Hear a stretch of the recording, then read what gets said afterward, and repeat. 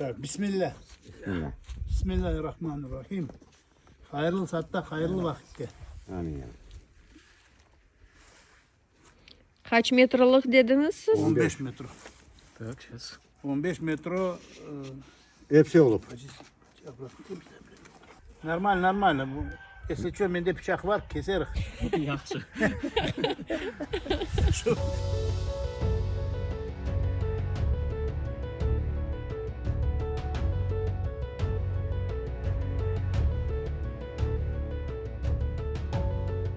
Bizim bu camimiz 1765 senesi kurulgan deyip yazılgan arşivin spravka.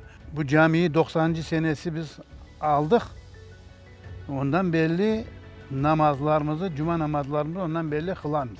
Caminin adı Hacı Mehmet. Bir yerde Sovet hükümetinin vaktine 90. seneleri tükan kurdular. Camiye yakın edip saçaklarını bozup öyle kurdular idi. 91 senede.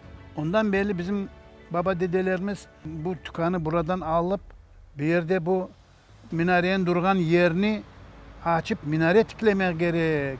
Şimdi biz gele bu tükanı biz aldık. Otel başladık bunu bozmaya, bozduk. Bozan son şimdi geldi vakit minareyi tiklemeye. 2-3 gün evvelsi ekskavatörler çalışanda biz eskiden kalma huyu açıldı. tapıldı. Götürdü bu taşı, çapı gelsek huyu açıldı.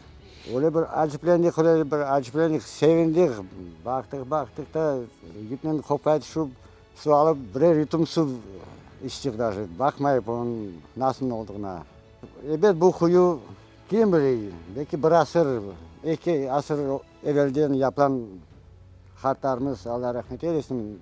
O taşları kim bilir hangi bir kayalardan tapıp getirip dizdiler de bu kuyu yaptılar. 3 metre suyu var. Hepsi 15 metre derinliği. Biz ona pek aceplendik. Bu nasıl da olup bunlar Aha. gömmediler. Taş doldurup gömmediler.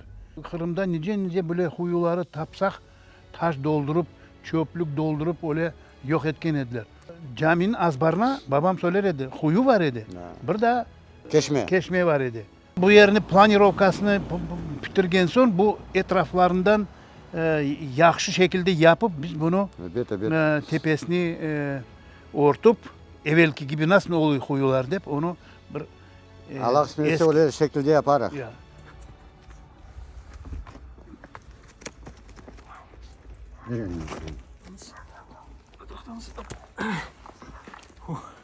Maşallah. Ay maşallah.